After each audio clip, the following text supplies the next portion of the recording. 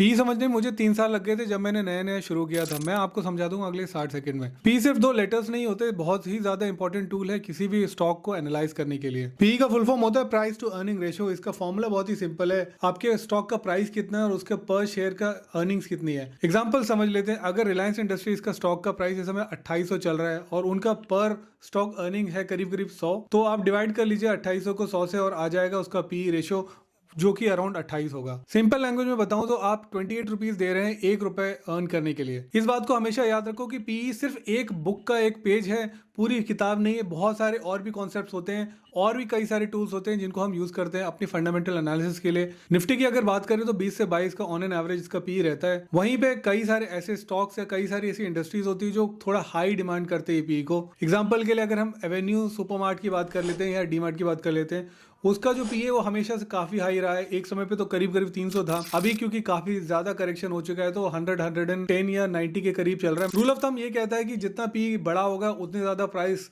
Stock का inflated है या महंगा है, जितना सस्ता होगा उतना इन्फ्लेटेड नहीं है। देखिए, इसको ब्लाइंडली फॉलो नहीं किया जा सकता है, क्योंकि अगर कई बार ऐसा होता है कोई एक डाइंग कंपनी है तो उसका पी आपको काफी कम मिलेगा, और वहीं पे एक हाइपर ग्रोथ में अगर कोई कंपनी चल रही है तो उसका पी कई बार ऐसा होता है कि काफी ज्यादा इन्फ्लेटेड होता है। लेकिन इसका मतलब ये नहीं कि आप उसे खरीदेंगे ही नहीं। इसीलिए कॉन्टेक्ट बहुत ज्यादा मैटर करता है कि फलानी फलानी कंपनी का जो पी है वो महंगा है या सस्ता है। तो पी के साथ में आप और दूसरी चीजें जोड़ के देखेंगे तो आपका जो पिक्चर है वो ज्यादा अच्छे से क्लियर हो जाएगी।